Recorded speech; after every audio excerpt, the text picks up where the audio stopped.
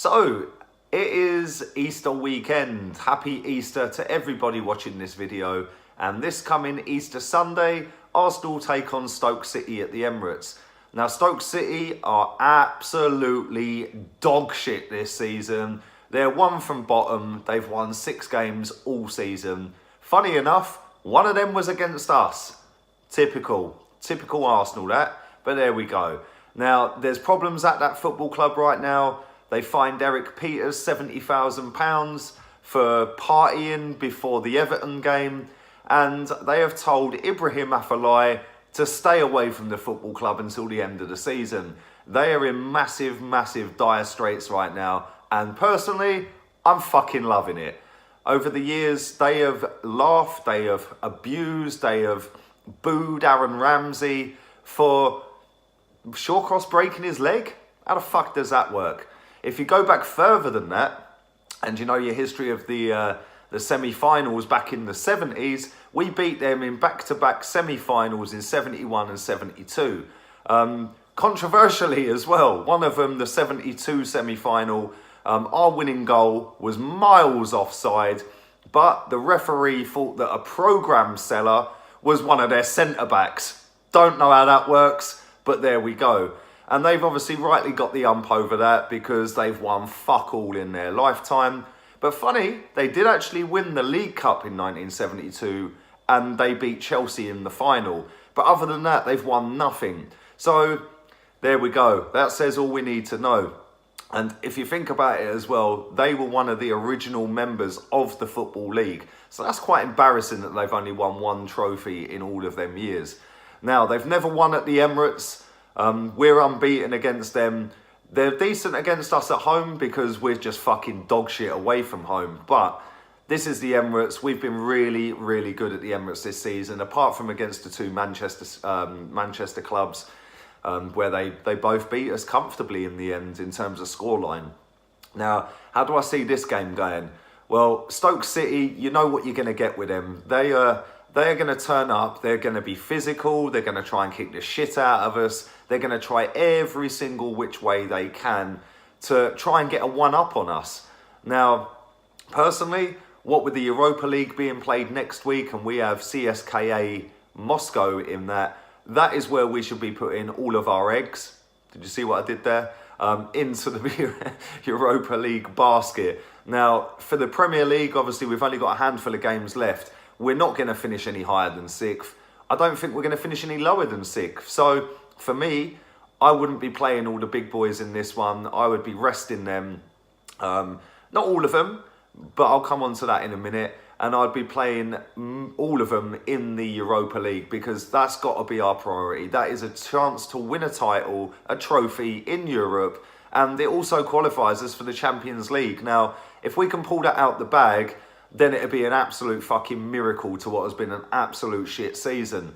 Now, I listened to what should have been Arsene Wenger's press conference the other day, but he had lost his voice, along with his dignity, his marbles, and anything else he could fucking lose along the way. So, the puppet that is Steve Bold ended up taking the press conference. And he basically sat there, and without saying the exact wording, he said that we're still targeting 4th place. Mate, have you seen the league table? Seriously, have you actually seen how far behind we are? Now, he also spoke about Arsene Wenger, and he said that Arsene's doing a great job. Really? What are you fucking watching, mate? Seriously, you were a decent centre-back back in the day when I was growing up. You were a fucking top-draw centre-back. Yeah, but now, you are just a puppet that just sits there like a nodding dog. Yes, Arsene, no Arsene, 3 bags, full Arsene, collecting your 30 grand a week. When Wenger goes, I hope Steve Bold goes with him. I hope the next manager comes in, and I hope that he kicks out all of these fucking idiots that just want to sit there, pandering to Arsene Wenger for a cushy little life with a nice paycheck at the end of it. Now, let's get on to my 1 to 11 for this game. I'm going to go with Ospina in goal. And the reason I'm going to go with Ospina in goal is because we've got CSKA on Thursday. So I want Ospina in goal, keep him fresh, keep him alert, keep him up to speed with the game, and then throw him in against CSKA. Now, I'm going to go with a 4 at the back. I'm going to go with Callum Chambers at right back. I think the last time he played there, I thought he'd done really well at right back. So I'm going to save Bellerin for the CSKA game, and I am going to put Callum Chambers there. Left back, I'm going with Kolasinac, providing he is fit, and there's rumours going around that he's got a slight niggle. But if he is fit, I will play him there. If not, then obviously Nacho Monreal comes in. Now, the centre-backs, I'm going to go with Rob Holding. Like I said, we got nothing to lose, so why don't we experiment a little bit and let's try out some of these other players. And I'm actually going to go with our club captain, the man who's petrified to step onto a football pitch and would much rather sit in the stands watching the game, collecting 70 grand a week. Well, for me, go and earn your fucking money this week, because if we're paying you 70 grand a week to be a cheerleader, mate, then you shouldn't fucking be here. Now, on to midfield. I am going to go with Mohamed El Neni. And congratulations to Mohamed El Neni for signing a new contract. I don't care what anybody tells me. Since day one of this guy coming to Arsenal, I've backed him. I think he is what he is. He's not a world beater. He isn't a fancy Dan or a flair player. But what he gives you is a little bit of solidarity. He does the simple things very easily. And he just nicks the ball. He's just a destroyer. Just nicks the ball and passes off to a better player. Now, if you look at his performances this season, he has actually done really well in them. Most notably, the Chelsea second leg of the semi-final at the Emirates. Barring the first 10-15 minutes where he was gallivanting over halfway, he was probably our best player on the day. Now, next to him, I am going to go with Granit Xhaka. Again, I think that he has played a lot of games this season, but I think that next to El Neni, when they have played, 9 times out of 10, they've done very well together. And not only that, it will keep Xhaka fresh and raring to go for the CSKA game. Sitting just in front of them, in a free behind the striker, in the middle of them, I'm going to put Reiss Nelson in there. I'd love to see this kid get a chance in his actual position, which isn't right wing back, it isn't left wing, right wing, it is central attacking midfield. So, why don't we play him there? Now, on the right-hand side of that three, I am going to go with Mkhitaryan. Again, another one who's been on international duty. Come back, let's keep him fresh, let's get him raring to go. And yeah, chuck him in against CSKA after playing maybe 60 minutes, 70 minutes of this game. On the left-hand side, I am going with Iwobi. Yeah, let's hope he can finish this game, and let's hope that he can put a good performance in, because his performances this season have been nothing short of shit.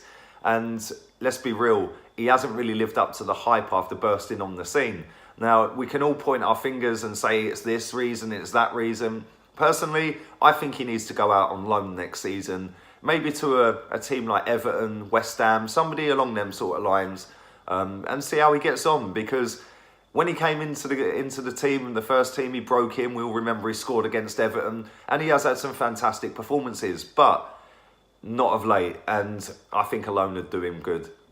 Now, the main striker, obviously the only striker, we're going to put our £60 million superstar up front, Aubameyang. I would really, really love it if Aubameyang could go out there and bag a hat-trick, which sticks another nail in the Stoke coffin this season. They're fucked. And we could pretty much resign them to relegation. I think they'd be 5 points off of getting out of that if we beat them. And like I said, they have never won at the Emirates, so I don't see it being any different. My score prediction for this game, I am going to go with Arsenal 4, Stoke City 1. Let me know what you guys think. Let me know what you think of my lineup. Let me know what your lineup would be.